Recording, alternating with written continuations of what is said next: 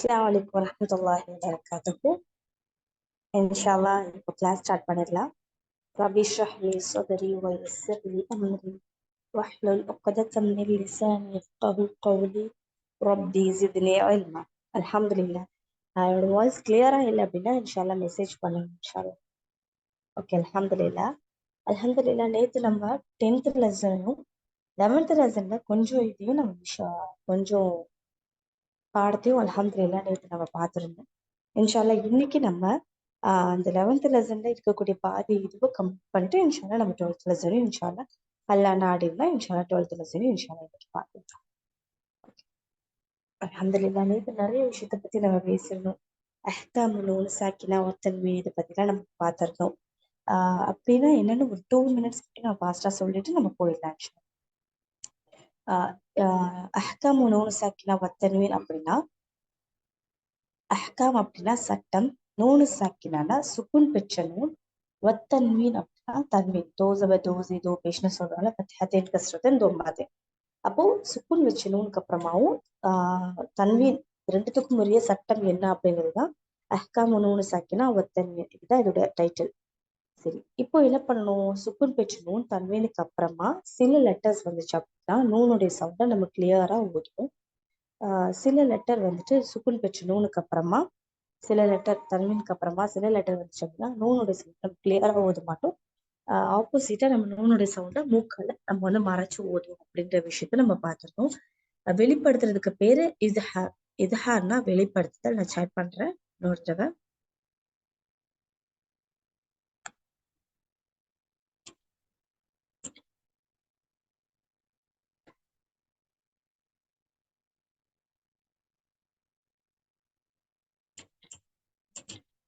இஸ்ஹார்னா வெளிப்படுத்துதல்.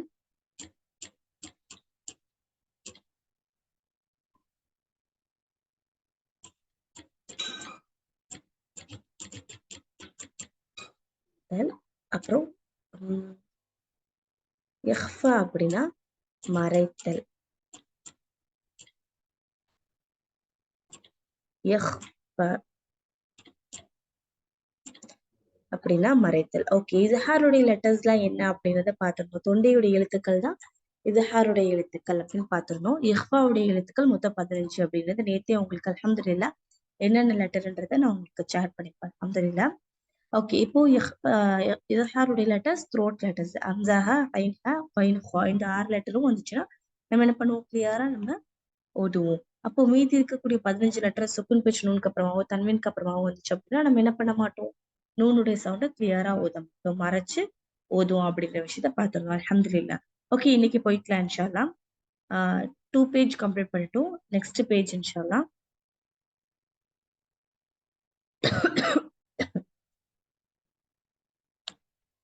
சிஸ்டர் இன்ஷால்லா நெக்ஸ்ட் பேஜ் காட்டுங்க சிஸ்டர்.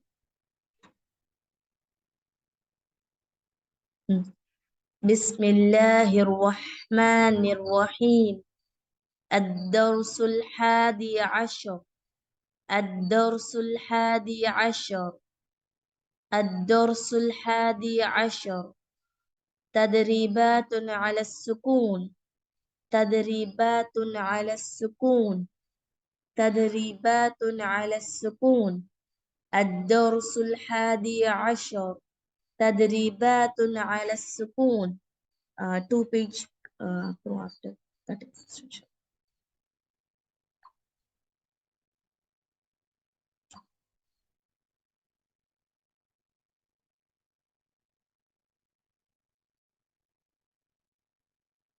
அல்ஹம்துலில்லாஹ். இந்த பேஜ் நம்ம முடிச்சாச்சு. அல்ஹம்துலில்லாஹ்.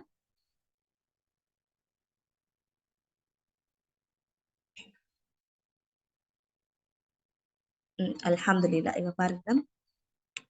ரா ஃபத்ஹா ரா, ஃபா ஃபத்ஹா ஐன் சுகூன் ஃபா, ரஃபா, நூன் ஃபத்ஹா அலிஃப் சுகூன் நா, ரஃபஅனா, واو فتحة و، ضاد فتحة عين سكون ضع، وضع، نون فتحة ألف سكون نا، وضعنا، نون ضمة طاء سكون نط، فا فتحة فم نطفة تا كسرة تين نطفة عين كسرة با سكون عبر را فتحة را عبرة تا ضمتين عبرة زا فتحة جيم سكون زجر را فتحة را زجرة تا ضمتين زجرة تا فتحة ذا سكون تذ كاف كسرة كي تذكي را فتحة را تذكرة تا ضمتين تذكرة. அல்ஹம்துலில்லாஹ். சரி பாருங்க, செகண்ட் லைன் இன்ஷால்லா திரும்பி ரீட் பண்றேன்.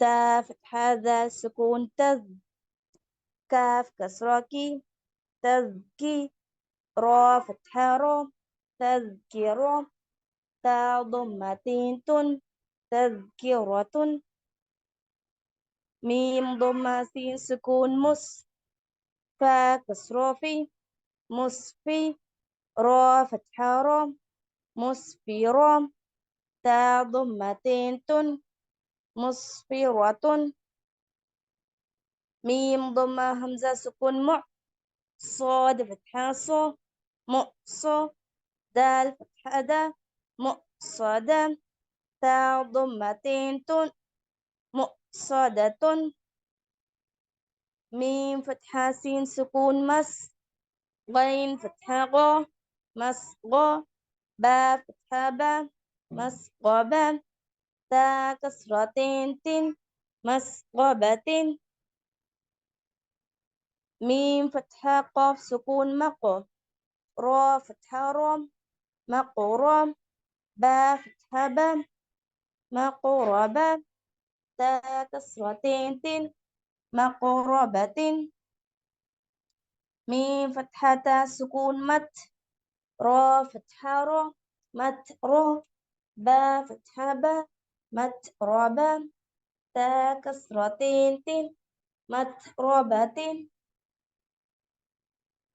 تا فتحة ضاد سكون تض لام كسرة يا سكون لي تضلي لام كسرتين تضليل تا فتحة قاف سكون تق واو كسرة يا سكون بي تقوي ميم كسرتين من تقوي من تا فتحة كاف سكون تك ذال كسرة يا سكون ذي تكذيب با كسرتين بن تكذيب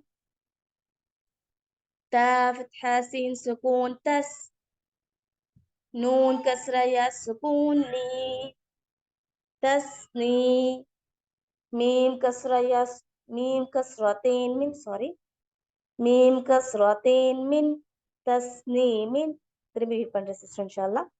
تا فتحة سين سكون تس نون كسرة يا سكون ني تسني ميم كسرتين من تسنيم ميم كسرة سين سكون مس كاف كسرة يا سكون كي مسكي نون فتحتين مسكينا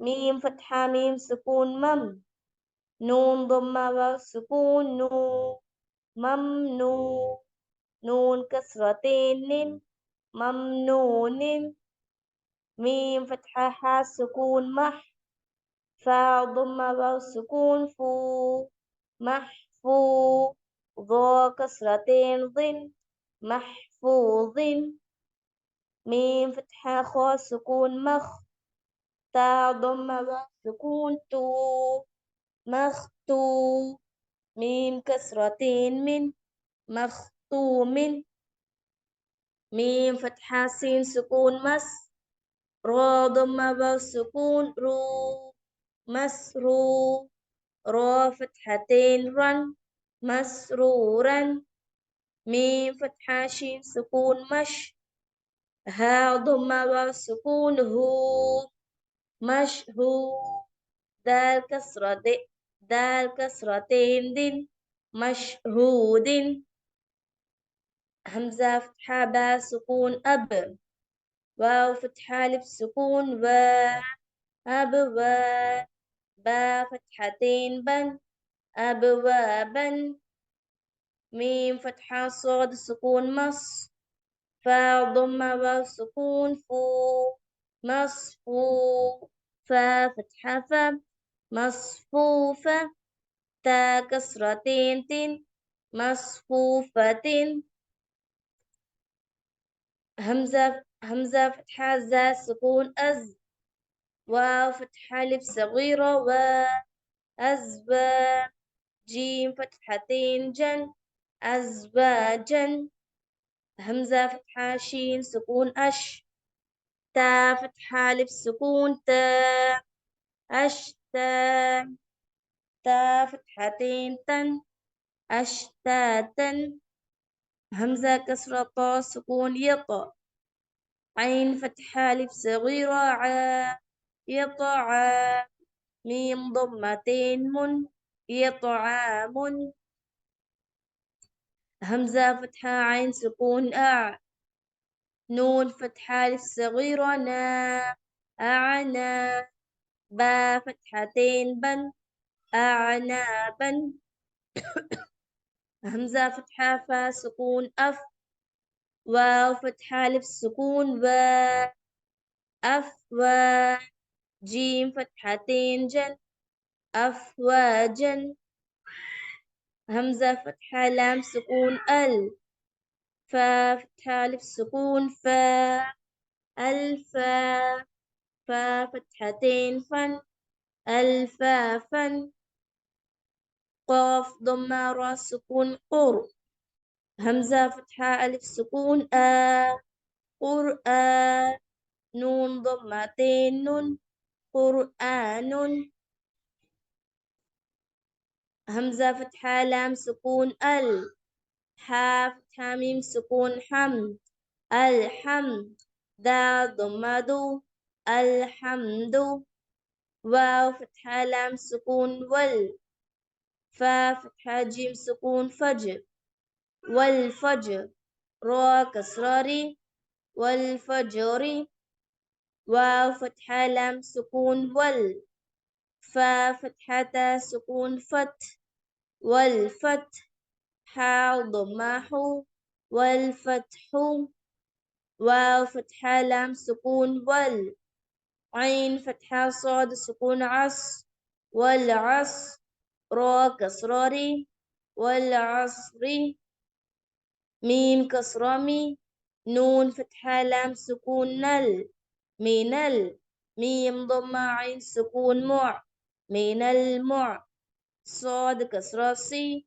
من المعصي را فتحة ألف صغيرة را من المعصرة تا كسرتي من المعصرات ميم فتحة ما عين فتحة لام سكون عل معل عين ضمة سين سكون عس مع العسر را كسراري مع العسر ميم فتحة لام سكون مل قا فتحة ألف سكون قام ملقام را كسراري ملقاري عين فتحة ع ملقارعة تا ضمة ملقارعة واو فتحة و همزة كسرائي وإي ذال فتحة لام سكون ذل وإذل ميم فتحة واو سكون مو وإذا المو همزة ضمة واو صغيرة أو وإذا الموءود دال فتحة دم وإذا الموءودة تا ضمة وإذا الموءودة يا فتحة نون سكون ين ضاد ضمة ذو ينظو را ضمة لام سكون رل ينظر ميم فتحة را سكون مر ينظر المرء همزة ضماء ينظر المرء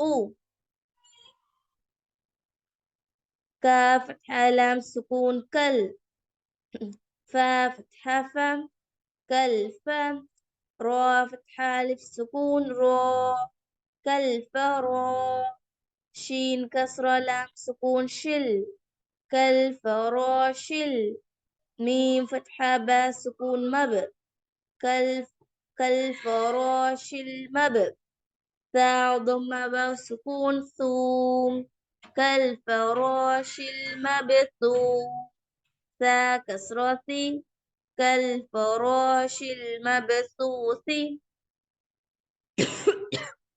அல்ஹம்துலில்லாஹ். இன்னும் நமக்கு கொஞ்சம் தான் இருக்கு அல்ஹம்துலில்லாஹ். அதோட நமக்கு வந்து 11th லெசன் இன்ஷா அல்லாஹ் முடியுது அல்ஹம்துலில்லாஹ். ஏதாவது நடுவுல ஏதாவது வேர்ட் கேட்கலையா, திரும்பி ரீட் பண்ணணுமா? இன்ஷா அல்லாஹ் ஸ்டார்ட் பண்ணுங்க இன்ஷா அல்லாஹ் சிஸ்டர். ஏதாவது ஒரு 2 வேர்ட் கேட்கல அப்படின்னா இன்ஷா அல்லாஹ் சாட் பண்ணுங்க. இல்ல புரியல திரும்பி ரீட் பண்ண சொன்னீங்கன்னா இன்ஷா அல்லாஹ் அகைன் ரீட் பண்றேன் இன்ஷா அல்லாஹ். அல்ஹம்துலில்லாஹ். ஜஸாக்கில்லாஹ் ஹைர் சிஸ்டர். அல்ஹம்துலில்லாஹ் அல்ஹம்துலில்லாஹ். கொஞ்சம் டைம் கொடுத்தீங்க. அர்ஜென்ட்டா ஒரு வேலை வந்துருச்சு, அதனால தான் போயிட்டேன். அல்ஹம்துலில்லாஹ் டைம் கொடுத்தீங்க. அல்ஹம்துலில்லாஹ். ஜஸாக்கில்லாஹ் ஹைர் கஸீரா.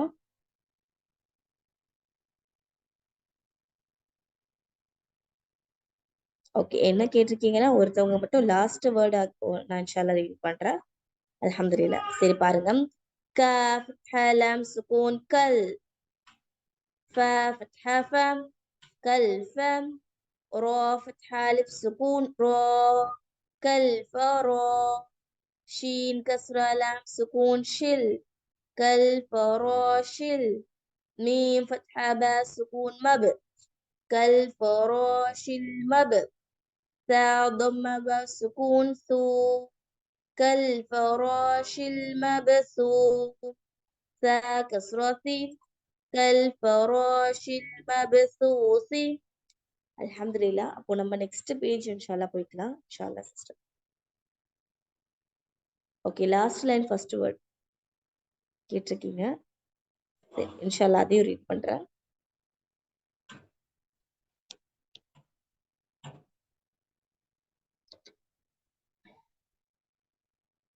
சிஸ்டர் லாஸ்ட் லைன்ல ஃபர்ஸ்ட் வேர்ட் கேட்குறாங்க. இன்ஷால்லா திரும்பி அந்த ஸ்லைட் காட்டுங்க சிஸ்டர் இன்ஷால்லா.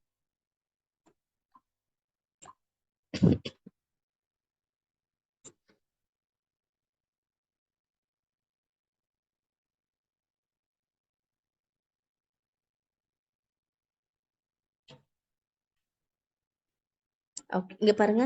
யா ஃபத்ஹா நூன் சுகூன் யன் ضا ضمة ذو يا ذو را ضمة لام سكون رل ينظر ميم فتحة را سكون مر ينظر المرء همزة ضماء ينظر المرء.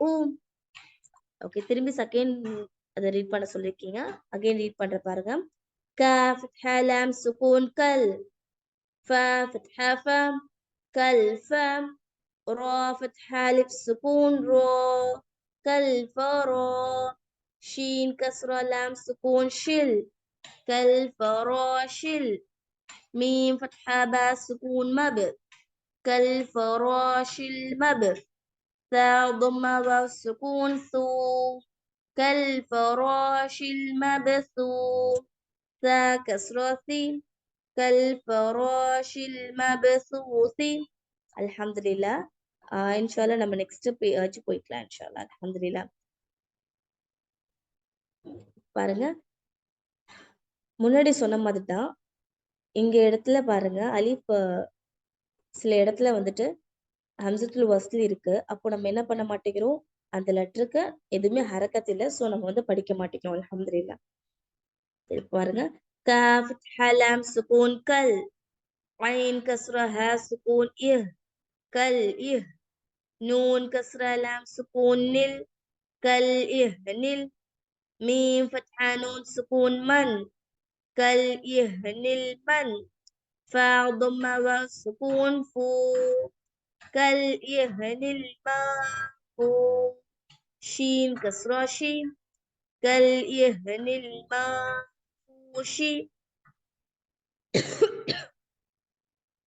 لام فتحة يا سكون لي لام فتحة لا ليلى تاء ضمة لام سكون تل ليلة تل قاف فتحة دال سكون قدر ليلة القدر را كسراري ليلة القدر همزة فتحة خا سكون أخ را فتحة رام أخرم جيم فتحة جم أخرج تا كسرة لام سكون تل أخرج تل همزة فتحة را سكون أر أخرجت الأرض ضاد ضمة ضو أخرجت الأرض ميم كسرة نون سكون من همزة فتحة أ همزة فتحة ها سكون من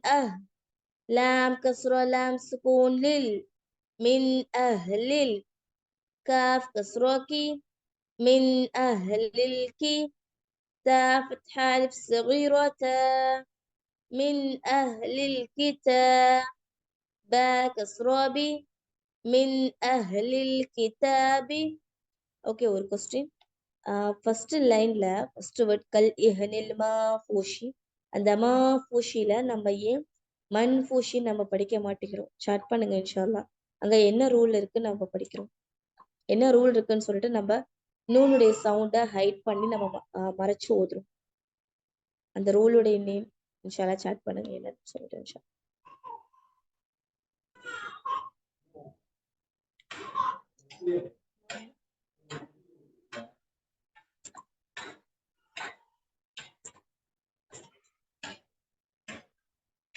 இஹ்ஃபா அல்ஹம்துலில்லாஹ். அல்ஹம்துலில்லாஹ் இஹ்ஃபான்றது கரெக்டான வேர்ட். அல்ஹம்துலில்லாஹ் அல்ஹம்துலில்லாஹ். ஓகே சரி, நெக்ஸ்ட் லைன்ல செகண்ட் லைன்ல செகண்டா இருக்கிற வேர்ட் பார்த்தா மின் அஹ்லில் கிதாபிக்கு சுக்குன் வந்திருக்கு நூன். நெக்ஸ்ட் வந்துட்டு நம்ம வந்து ஏன் மியா அப்படின்னு சொல்லி மறைக்காம ஓதுறோம்? எதனால நம்ம மறைக்காம ஓதுறோம்? இங்க எந்த எந்த சட்டம் இங்க இருக்கு? சாட் பண்ணுங்க இன்ஷால்லா சிஸ்டர்ஸ்.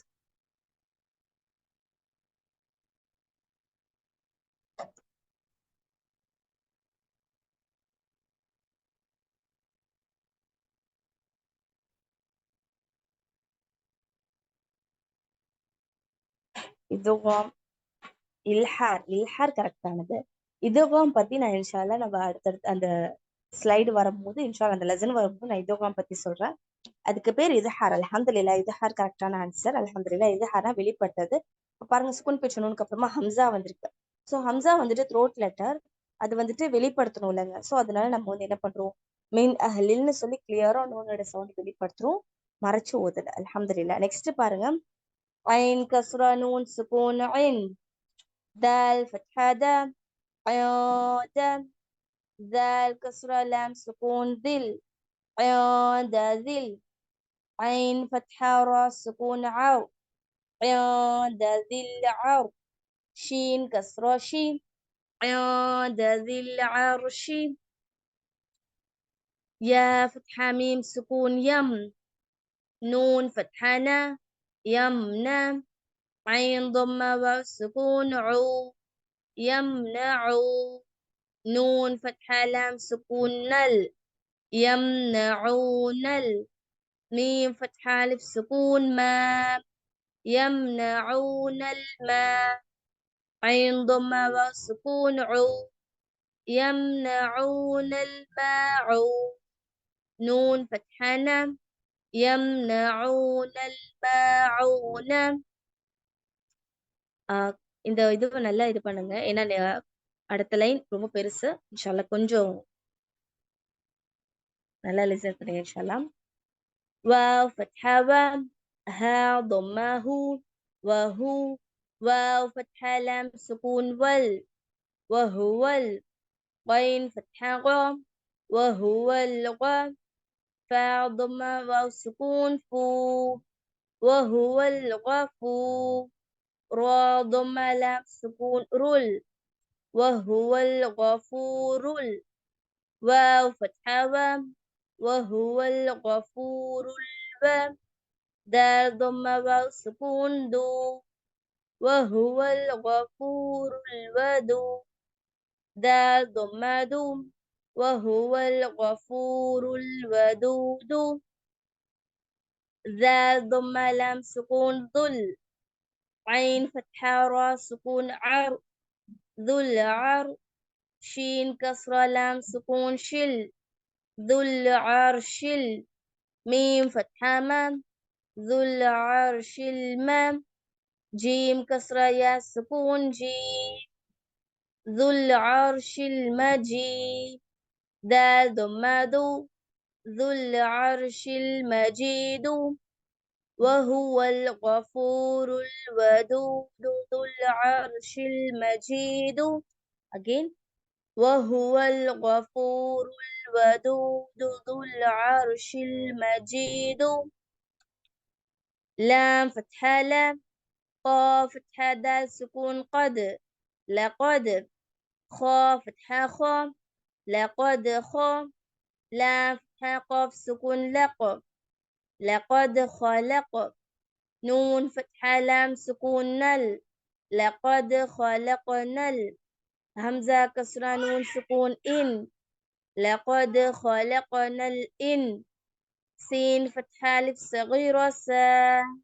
لقد خلقنا الياسا نون فتحة نم لقد خلقنا الإنسان فا كسرة يا مد في همزة فتحة سكون أح في أح سين فتحة سم في أحسن نون كسراني في أحسن تا فتحة قاف سكون تق واو كسرة يا سكون بي تقوي ميم كسرتين من تقوي من لقد خلقنا الإنسان في أحسن تقويم திரும்பி ரீட் பண்ற சிஸ்டர் இன்ஷால்லா لقد خلقنا الإنسان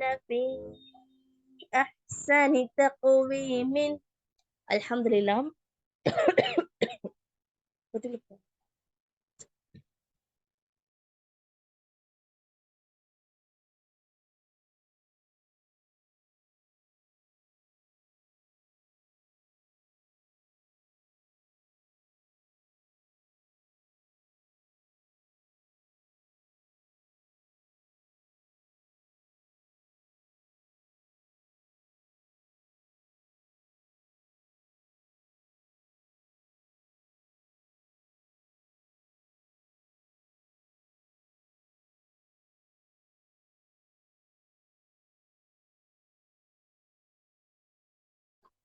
الحمد لله நெக்ஸ்ட் கடைசி லைன் பாருங்க همزة فتحة عين سكون أ طا فتحة يا سكون طي أعطي نون فتحة ألف صغيرة نا أعطينا كاف فتحة لام سكون كل أعطينا كل كاف فتحة واو سكون كو أعطيناك الكو سا فتحة ثم أعطيناك الكوثر را فتحة رام أعطيناك الكوثر கடைசியில் இருக்கு பாருங்க அந்த வேர்ட் பாருங்க கொஞ்சம் டிஃப்ரெண்ட் ஆனது ஹம்சா ஃபத்ஹா அலிஃப் மத் லாம் சுகூன் ஆ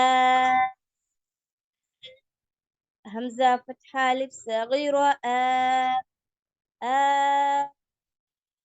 ஆ நூன் ஃபத்ஹா லாம் ஆ ஆன அல்ஹம்துலில்லாஹ் 11th லெசன் நமக்கு முடிஞ்சது அல்ஹம்துலில்லாஹ் இப்போ இங்க சில விஷயம் பார்க்க வேண்டியது இருக்கு நம்ம இன்ஷா அல்லாஹ் கடைசி இதுல பாருங்க இந்த மத்துக்கு பேர் என்ன சொல்லுவாங்கன்னா மத்துல் லாசிம்னு சொல்லுவாங்க மத்துல் லாசிம் மத்துனா என்னது தெரியுமாங்க மத்துனா நீட்டக்கூடியது எங்கெல்லாம் நம்ம நீட்டுறோமோ அதுக்கு பேரு தான் மத்துன்னு சொல்லுவாங்க சோ இப்போ நம்ம என்ன பண்றோம் இங்க நீட்டுறோம்ல அப்படின்னு நம்ம என்ன பண்றோம் நீட்டுறோம் நீட்டுறதுக்கு பேர் தான் மத். இப்போ இந்த மத்துக்கு பேரு மத்துல் லாசிம். சாட் பண்றேன் இன்ஷா அல்லாஹ் உங்களுக்கு.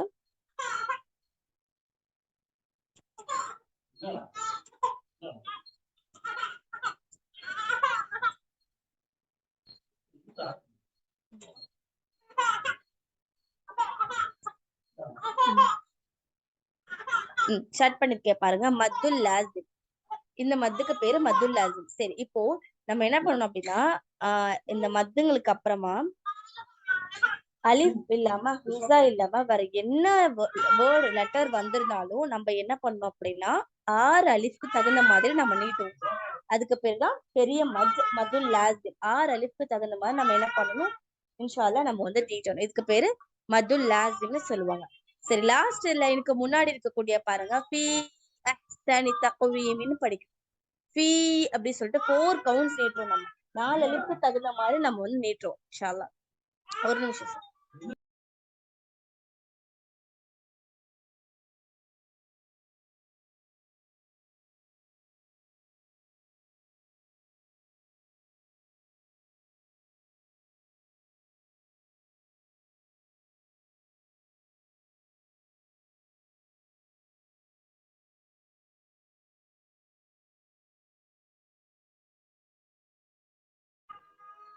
அல்ஹம்துலில்லாஹ். இங்க பாருங்க, லாஸ்ட் லைனுக்கு முன்னாடி இருக்கக்கூடிய ஃபீ அது பாருங்க. இங்க வந்து மத் இருக்கு. இப்போ இந்த மத்துக்கு அப்புறமா ஹம்சா வந்திருக்கு. இப்போ இந்த மத்துக்கு எவ்வளவு நீட்டணும் அப்படின்னா 4 அலிஃப்க்கு தகுந்த மாதிரி நம்ம நீட்டுவோம். அப்போ இந்த மத்துக்கு அப்புறமா ஹம்சாவோ இல்ல அலிஃபோ வந்துச்சுன்னா 4 கவுண்ட்ஸ் இன்ஷா அல்லாஹ் நம்ம நீட்டுவோம். 4 அலிஃப்க்கு தகுந்த மாதிரி நீங்க வந்து விரல் விட்டுக்கோங்க இன்ஷா அல்லாஹ். 1 2 3 4 நம்ம எண்ணுவோம் இல்ல, கவுண்ட் பண்ண 1 2 4 அந்த மாதிரி எண்ணக்கூடிய டைம்க்கு நம்ம வந்து கொடுப்போம் இன்ஷா அல்லாஹ். ஃபீ 4 இல்ல 5, ஃபீ 4 to 5 கவுண்ட்ஸ் வரைக்கும் நம்ம என்ன பண்ணலாம். இதுக்கு வந்து நம்ம டைம் கொடுத்துக்கலாம் இன்ஷா அல்லாஹ். கடைசி லைன்ல இருக்கிறதுக்கு 6 கொடுக்கணும். ஏன் கொடுக்கணும்? அந்த மதுக்கு அப்புறமா ஹம்சாவோ இல்ல அலிஃபோ இல்லாம வேற என்ன லெட்டர் வந்தாலுமே அதுக்கு நம்ம 6 அலிஃப்க்கு தகுந்த மாதிரி கொடுக்கணும். இன்ஷா அல்லாஹ் 6 அலிஃப்க்கு தகுந்த மாதிரி கொடுக்கணும் இன்ஷா அல்லாஹ் சிஸ்டர். ஓகே, நெக்ஸ்ட் நம்ம இன்ஷா அல்லாஹ் 12th லெசன் நம்ம போய்க்கலாம் இன்ஷா அல்லாஹ். 12th லெசன் வந்துட்டு ஷத்தாவுடைய லெசன். அல்ஹம்துலில்லாஹ். ஷத்தா எதுக்காக வந்தது அப்படின்னா, ஷத்தா அப்படிங்கிறது ஒரு எழுத்துக்கு சுக்குன் இருக்கும், அதே எழுத்தே திருப்பி பக்கத்துல அந்த எழுத்துக்கு ஃபத்ஹாவோ இல்ல கஸ்ராவோ தொம்மாவோ வந்திருக்கும். அதனால எதுக்கு இப்படி தனித்தனியா எழுதிச்சு அப்படின்னு சொல்லிட்டு சேர்த்து என்ன பண்ணிட்டாங்க, ஷத்தா மாதிரி கொடுத்துட்டாங்க. இப்ப ஷத்தா உள்ள நமக்கு என்ன இருக்கு, ஷத்தா இருக்குது அப்படின்னா அந்த ஷத்தாக்குள்ள அந்த லெட்டருடைய சுக்கூன் வச்சது மறைஞ்சிருக்குன்னு நம்ம புரிஞ்சுக்கணும். அப்போ எங்கெல்லாம் இந்த டபிள்யூ மாதிரி பார்க்கக்கூடிய இந்த ஷத்தா இருக்கும், அந்த ஷத்தாக்குள்ள அந்த லெட்டருடைய சுக்கூன் வச்சது மறைஞ்சிருக்கு, லெட்டர் மறைஞ்சிருக்குன்னு நம்ம வந்து என்ன பண்ணணும், இன்ஷா அல்லாஹ் புரிஞ்சுக்கணும். அல்ஹம்துலில்லாஹ். லாஸ்ட் வேர்ட் ஒன் டைம் சொல்லுங்கன்னு சொல்லியிருக்கீங்க. ஓகே பாருங்க, ஹம்சா ஃபத்ஹா அலிஃப் மத் லாம் சுக்கூன் همزة فتحة ألف صغيرة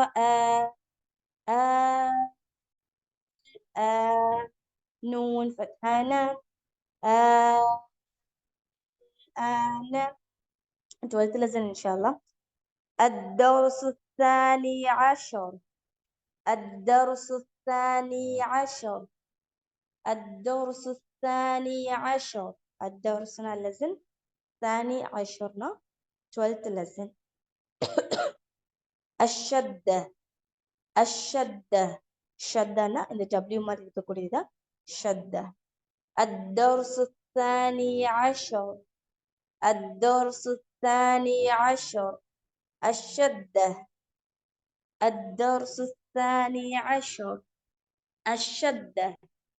همزة فتحة با شدة أب با فتحة با أب همزة فتحة با شدة أب با كسرة بي أبي همزة فتحة با شدة أب با ضمة بو أبو همزة كسرة با شدة إب با فتحة با إب همزة كسرة با شدة إب با كسرة بي إب همزة كسرة با شدة إب باء ضمة بو إبو همزة ضمة با شدة أب باء فتحة با أبا همزة ضمة با شدة أب با كسرة بي أبي همزة ضمة با شدة أب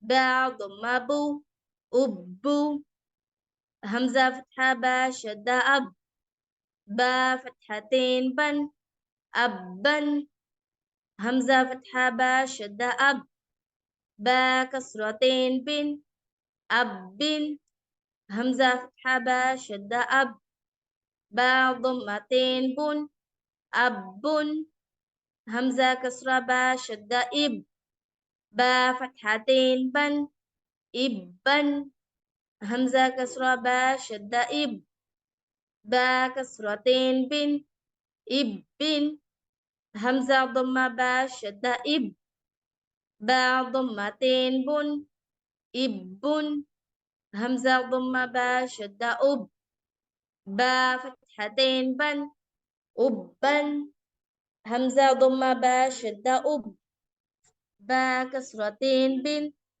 أب همزة ضمة با شدة أب با ضمتين بن أب همزة فتحة شدة أت تا فتحة التا همزة فتحة شدة أت تا كسرتي التي همزة فتحة شدة أت تا ضمة التو الحمد لله. next slide போயிடலாம் إن شاء الله இன்னைக்கு.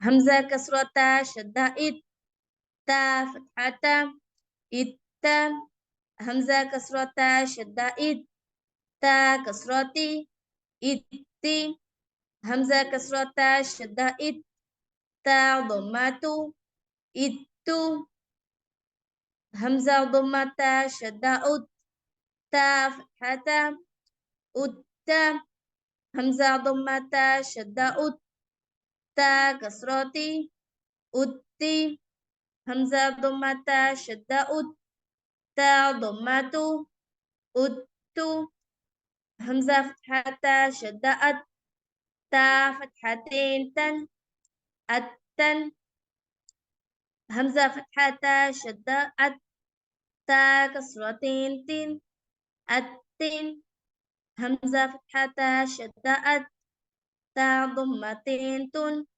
التن همزة كسرة شدة إت تا فتحتين تن التن همزة كسرة شدة إت تا كسرتين تن التن همزة كسرة شدة إت تا ضمتين تن التن همزة ضمة شدة أت تا فتحتين تن التن همزة ضمة شدة أت تا كسرتين تن التن همزة ضمة شدة أت تا ضمتين تن التن همزة فتحة شدة أت تا فتحة الثا همزة فتحة شدة أت تا كسرتي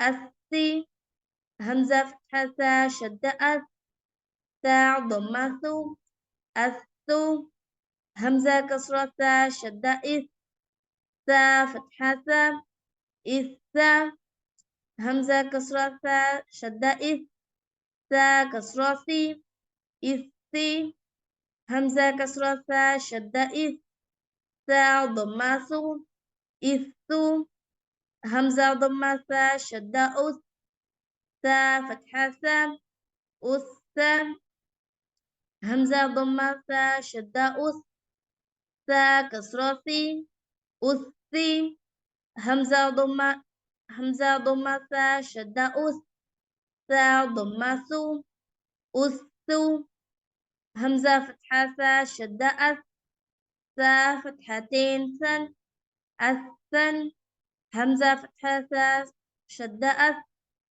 ثا كسرة ثا كسرتين ثن الثن همزة فتحة ثا شدة أث ثا ضمتين ثن الثن همزة كسرة ثا شدة إث ثا فتحتين ثن إثن همزة كسرة ثا شدة إث ثا كسرتين ثن إثن همزة كسرة ثا شدة إث ثا ضمتين ثن إثن همزة ضمة ثا شدة أث ثا فتحتين ثن أثن همزة ضمة ثا شدة أث ثا كسرتين ثن أثن همزة ضمة ثا شدة أث ثا ضمتين ثن أثن همزة فتحة جيم سكون همزة فتحة جيم شدة أد جيم فتحة جم أدجم همزة فتحة جيم شدة أد جيم كسرة جي أدجي همزة فتحة جيم شدة أد جيم ضمة جو أدجو همزة كسرة جيم شدة إد جيم فتحة جم إدجم همزة كسرة جيم شدة إد جيم كسرة جي إدجيم همزة كسرة جيم شدة إد جيم ضمة جو إدجو همزة ضمة جيم شدة أج جيم فتحة جم أجم همزة ضمة جيم شدة أج جيم كسرة جي أجي همزة ضمة جيم شدة أج جيم ضمة جو أجو همزة فتحة جيم شدة أج جيم فتحتين جن أجن همزة فتحة جيم شدة أج جيم كسرتين جن أجن همزة فتحة جيم شدة أج جيم ضمتين جن أجن همزة كسرة جيم شدة إج جيم فتحتين جن إجن همزة كسرة جيم شدة إج جيم كسرتين جن إجن همزة كسرة جيم شدة إج جيم ضمتين جن إجن அல்ஹம்துலில்லாஹ் 12th லெசன் அல்ஹம்துலில்லாஹ் நம்ம கம்ப்ளீட் பண்ணிட்டோம். இன்ஷால்லா நாளைக்கு நம்ம 13th லெசன் இன்ஷால்லா போயிடலாம். இதுல ஏதாவது கிளியரா கேட்காம இருக்கா?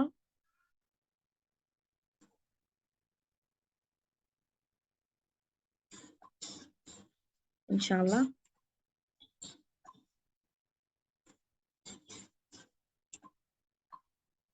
ஏதாவது வேர்ட் திரும்பி படிக்கணும் அப்படின்னா இன்ஷால்லா நீங்க சொல்லுங்க, நான் திரும்பி அகைன் ரீட் பண்றேன். இன்ஷால்லா நமக்கு கொஞ்சம் டைம் இருக்கு.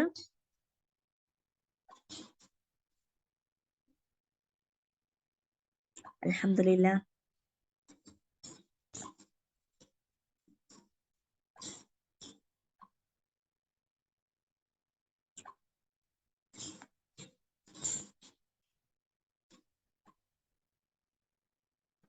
ஓகே அல்ஹம்துலில்லாஹ். சரி, இன்னொரு விஷயம் நம்ம கூட பாத்துக்கலாம்.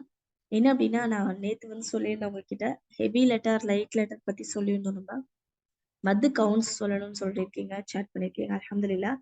மத்து கவுண்ட்ஸ் என்ன அப்படின்னா, இந்த மத்துக்கு அப்புறமா எங்கெல்லாம் கஷ்டமே கிடையாது, எங்கெல்லாம் நம்ம மத்துக்கு அப்புறமா ஹம்சான்ற ஒரு லெட்டரையோ இல்ல அலிஃப்ன்ற ஒரு லெட்டரையோ பார்த்தோம் அப்படின்னா நம்ம கன்ஃபியூஸே ஆக வேண்டாம். 4 அலிஃப்க்கு தகுந்த மாதிரி நம்ம நீட்டணும். 4 அலிஃப்க்கு 4 to 5 கவுண்ட்ஸ், 4ல இருந்து 5 அலிஃப்க்கு தகுந்த மாதிரி நீட்டணும். உங்களுக்கு கன்ஃபியூஸா இருக்கா? விரல் விட்டுக்கோங்க. 1 2 3 4 5 நம்ம எண்ணுவோம் இல்ல, அந்த மாதிரி 1 2 3 4 5 எண்ணாம விரல என்ன பண்ணுவோம், கவுண்ட் பண்ற மாதிரி விரலை விட்டுட்டு நம்ம என்ன பண்ணுவோம், ஓதும் போது நமக்கு இன்ஷால்லா ஈஸியா இருக்கும். அப்போ மத்து நம்ம பாக்குறோம் அப்படின்னா அந்த இடத்துல என்ன பண்ணோம், விரல விடும். சரி, இப்போ அந்த மத்துக்கு அப்புறமா கண்டிப்பா ஹம்சா தான் வரும், அலிஃப் தான் வரும், எந்த கண்டிஷனுமே கிடையாது. வேற அதர் லெட்டரும் வரலாம். எக்ஸாம்பிளுக்கு தாது வரலாம், லாம் வரலாம், என்ன வேணா வரலாம், காஃப் வரலாம், என்ன லெட்டர் வேணா வரலாம். அப்படி வந்தது அப்படின்னா அப்போ நம்ம என்ன பண்ணணும், 6 அலிஃப்க்கு தகுந்த மாதிரி நீட்டு. இன்னொரு உதாரணம் கொடுக்குறேன். சூரா அல் ஹாக்கா எடுத்துக்கோங்க. ஃபர்ஸ்ட் ஸ்டார்டிங்ல எப்படி ஓதணும்? அல் ஹாக்கா அப்படி ஓதணும். சரி, இப்போ ஹேக்கு மத் இருக்கும். நெக்ஸ்ட் என்ன இருக்கும்? காஃப்ன்ற அந்த லெட்டர் இருக்கும். புள்ளி வச்சு அந்த டூ டாட் வச்சு அந்த காஃப் இருக்கும். ஹெவி லெட்டரான அந்த காஃப் இருக்கும். அந்த காஃப் வந்திருக்கும் போது நம்ம என்ன பண்ணணும்? இப்போ 6 கவுண்ட்ஸ் 6 அலிஃப்க்கு தகுந்த மாதிரி நம்ம நீட்டுவோம். எப்படி? அல் அப்படி நம்ம நீட்டுவோம். அதே மாதிரி சூரா முல்க் எடுத்துக்கிட்டீங்க அப்படின்னா 19வது வசனம் நினைக்கிறேன். லிட்ரலா எனக்கு தெரியல. 19th ஆயதான் நினைக்கிறேன். அப்படின்னு ஒரு வேர்ட் வரும். அப்படின்னு ஒரு வேர்ட் வரும். இப்போ இங்க சாதுக்கு மேல மத்து இருக்கும். நெக்ஸ்ட் என்ன லெட்டர் இருக்கும் அப்படின்னா ஃபே இருக்கும். இப்போ இதுக்கு பேரு மத்துல்ல. என்ன பண்ணணும்? நம்ம 6 to 7 கவுண்ட்ஸ் வரைக்கும் நம்ம கொடுக்கணும். எப்படி? சோ அப்படி நம்ம கவுண்ட்ஸ் கொடுக்கணும் இன்ஷா அல்லாஹ். இதுதான் மத்தோடைய கவுண்ட்ஸ். 4 to 5 வரைக்கும் ஒரு கவுண்ட்ஸ். அதுக்கு என்ன ரூல்? அந்த மத்துக்கு அப்புறமா ஹம்சா இல்ல அலிஃப் பார்த்தோம்னா அந்த 4 to 5 கவுண்ட்ஸ் நம்ம கொடுத்துக்கணும். இல்ல ஹம்சா இல்ல அலிஃப் வேற என்ன லெட்டர் வேணா இருக்கலாம். எக்ஸாம்பிள் ஃபா இருக்கலாம், காஃப் இருக்கலாம், லாம் இருக்கலாம். என்ன லெட்டர் இருந்தாலும் நம்ம 6 to 7 கவுண்ட்ஸ் வரைக்கும் நம்ம கொடுத்துக்கலாம் இன்ஷா அல்லாஹ். சரி, நேத்து ஒரு விஷயம் நம்ம பார்த்திருந்தோம்.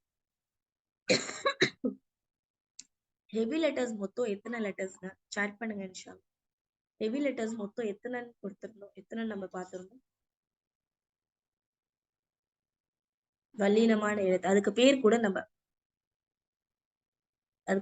நம்ம வந்து தஃப்ஹீம் தர்கீக்னு சொல்லணும். தஃப்ஹீம்னா ஹெவி லெட்டர், தர்கீக்னா லைட் லெட்டர். மாஷா அல்லாஹ் 7 15ன்னு ஒருத்தவங்க போட்டிருக்கீங்க. 15ன்றது வந்து நான் இது எதுக்கு 15 சொன்னேன் அப்படின்னா, இந்த ஹெவி லெட்டர் லைட் லெட்டருக்கு நான் 15 சொல்லல.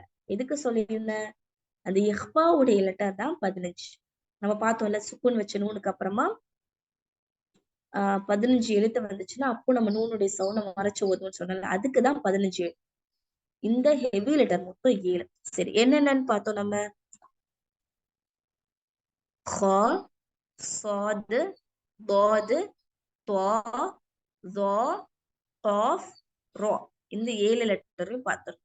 சரி, இன்னொரு விஷயம் சொல்லியிருந்தேன். 6 எழுத்து, அதாவது ராவை தவிர மீதி இருக்கக்கூடிய 6 எழுத்து வந்து எப்பவுமே ஹெவி தான். ஆனா ராக்கு மட்டும் தனி சட்டம் இருக்குன்னு சொல்லியிருந்தேன். அது என்ன சட்டம் அப்படின்னா, இதுக்கு பேரு அஹ்காமு ரான்னு சொல்லுவாங்க. என்ன சொல்லுவாங்கன்னா அஹ்காமு ரா. சாட் பண்ற பாருங்க. அஹ்காமு ரா. அஹ்காமு ரா. அஹ்காம்னா என்னதுங்க? சட்டம், ரூல். ரான்னா ராவுடைய சட்டம். ராவுடைய சட்டம் என்னன்னா, ரா வந்து சில நேரம் ஹெவியா வரும், சில நேரம் வல்லினமா வரும், சில நேரம் மெல்லினமா வரும். எப்போ வல்லினமா வரும், எப்போ மெல்லினமா வரும் அப்படின்னா, ரா வந்து ஃபத்ஹாவோ இல்ல தொம்மாவோ மேல வரக்கூடியது ஞாபகம் வச்சுக்கோங்க. மேல இருந்ததுன்னா அப்போ ஹெவி பண்ணும். ஃபத்ஹாவோ இல்ல தொம்மாவோ, அதாவது ஜபரோ இல்ல பேஷோ வந்தது அப்படின்னா அந்த ரா ஹெவி லெட்டர். இதுவே ரா கீழே கஸ்ரா வந்துச்சுன்னா, ராக்கு கஸ்ரா வந்துச்சுன்னா அப்போ அந்த ரா லைட் லெட்டர் தர்கீகா ஒண்ணுமே இல்லை. இப்ப பாருங்களேன், 13th லெசன் எடுத்துக்கலாம். ஃபர்ஸ்ட் இருக்கக்கூடிய வேர்டை பாருங்க, புர்ரீஸ. இப்போ நான் உங்களுக்கு இன்னும் 13th லெசன் எடுக்கல, ஒரு ஒரு ரூலை தான் சொல்றேன், அதுக்கான எக்ஸாம்பிள் தான் பாருங்க. இப்ப பாருங்க, புர்ரீஸ இருக்கு, ஃபர்ஸ்ட் இருக்கக்கூடிய புர்ரீஸ.